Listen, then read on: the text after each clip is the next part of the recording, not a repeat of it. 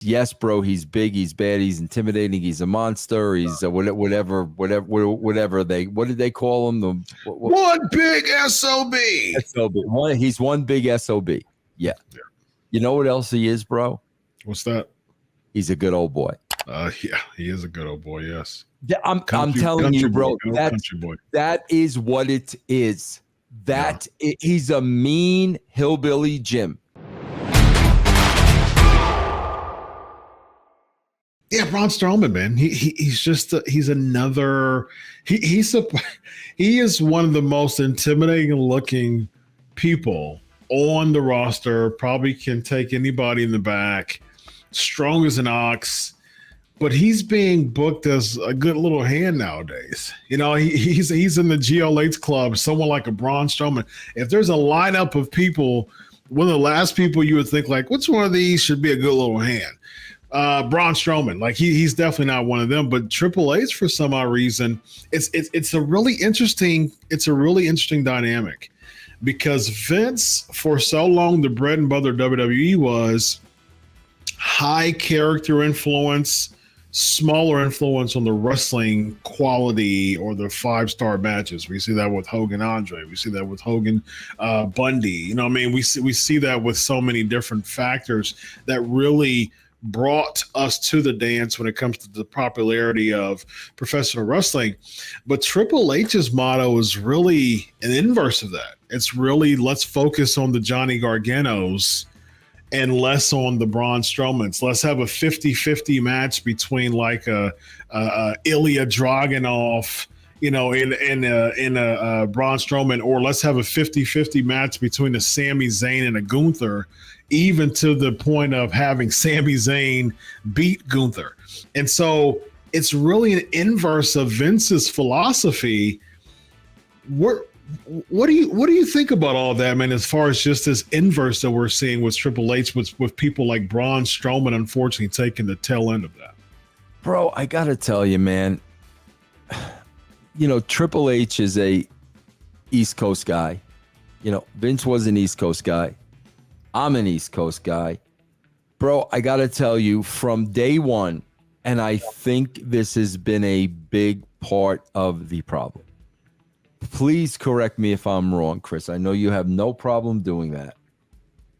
The perception I've always had of Braun Strowman is, yes, bro, he's big, he's bad, he's intimidating, he's a monster, he's whatever they, what did they call him? One big SOB.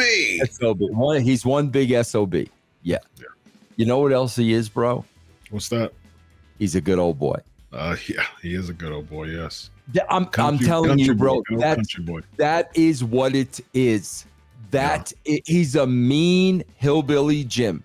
Yeah. He's got that good old boy. That's a really good comparison. I'm telling you, I'm telling, and bro, I think that has been there from day one. And bro, like, you know, that's the thing, bro, because when I see him, I'm feeling good old boy.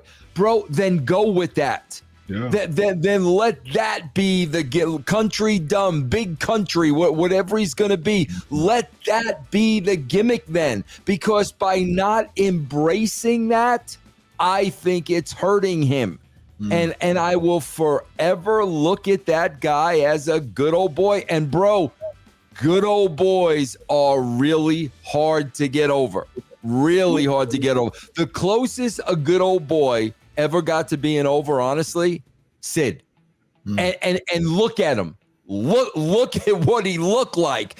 And bro, but when he opened that mouth and had that accent from Arkansas, good old boys, bro, are hard to get over because the East Coast, the West Coast, they all look at that good old boy a certain way.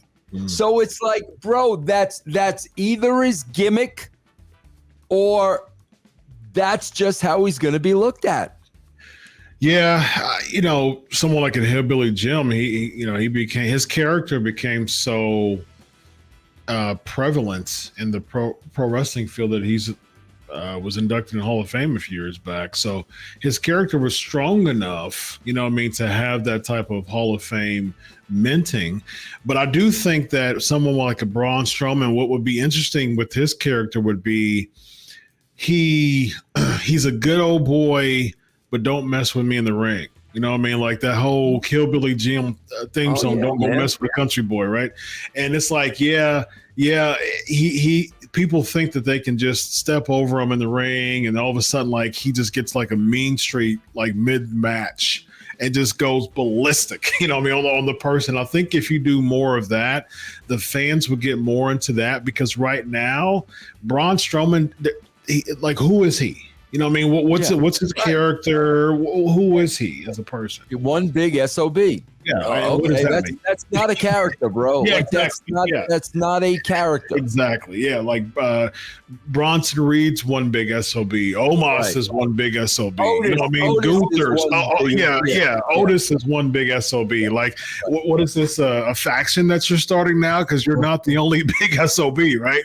So it's just, I think just simply, you and I have talked about that, man, and we've criticized just stamping a moniker on someone as if that's going to get over, like the Empress of Tomorrow, and what I mean, just like what does that even mean? The Terror Twins, Terror Twins, you know what I mean? Like, just because you're slapping a moniker on someone, right, or it doesn't mean that person's over. And they want to believe it does, though. That's the problem. They want to believe it does, bro. They do. Well, I mean, and like we've said before, man, the challenge of the pro wrestling fans to raise the bar for them not to just settle for stuff like that is very low. I mean, it's very low, man. And we've talked about this before when it comes to you're a huge baseball mark. I'm a huge college football mark, man, and there's always opportunities to raise the bar. You know what I mean? Like, I even talked about, we shut out Western Kentucky, and we played one of the most complete games. Ohio State played one of the most complete games that I've ever seen. And I've been an Ohio State fan for approaching 40 years at this point. And so, but one of my biggest issues was the second string quarterback, Devin Brown. I basically slaughtered him on Facebook. I'm like, man, this ain't it, man. Like, he just sucks as a QB2. I said, we should not have him as a quarterback too. I said, doing wildcat plays and him doing 3rd and 2s and little wildcat plays, yeah, but as far as just our QB2, no. I don't think so. And that was one of my biggest things that I noticed from the game, is the fact that we're still giving him opportunities to have that QB2 slot. I'm like, no, like don't put him in that slot. And guess what? The more you hear about that from people, and that ripple effect and that wave of people are not happy with Devin Brown being that QB2 slot, the more that Ryan Day is going to pay attention to that stuff and say, let me look at the tape and see if Devin Brown is really fitting for that QB2 slot. Unfortunately, in the pro wrestling industry, there's no people like criticizing something that they should. They're just looking to be a part of the holy bleak crowd, the sing-along crowd. You know what I mean? So, bro, they're going to wind up putting them back in the groovy ghoulies. I'll tell you that right now. They're putting who there? Strowman. They're gonna wind up putting him. Oh, you think so? Put him with the Wyatt Sicks. Oh yeah. What do you think about that? Do you think that would be a lateral move, basically? Yeah, bro. I mean that, but that's what they're gonna do, bro. They're gonna go right back to where they started. I guarantee you. Yeah, I don't really see progression if he was in the Wyatt Sicks. No, his characters absolutely not. Yeah, his character's so country now. Yeah, you know what I mean? That it's just the history, bro. That yeah. I mean, I understand why they would. You know what I mean? But it just seems as if that wouldn't be any progression if they put him back in the Wyatt, especially since the Wyatt Sicks is supposed to be like a mystical type of faction. now, they feel like a bunch of outcasts that Uncle Howdy conjured together, and now they feel safe. They feel, accepted. How does Braun Strowman like? Eric Rowan was released. Dexter Lumis was always in and out of different things. Nikki Cross had different types of variations. So that makes sense as far as misfits. How would Braun Strowman fit in that storyline? Chris, I got to be honest with you. I'm glad that you're feeling all that, because all I'm feeling at this point is Halloween costumes on, Halloween costumes off. That's what I'm feeling. That's what I'm feeling at this point with that group, bro. Yeah, pretty much, where they take the mask off and that's it. It's this big reveal every single week. Yeah. Ladies and gentlemen, this guy right here is Vince Russo. I'm Dr. Chris. This is Riding with Russo. Have a good hour, everybody.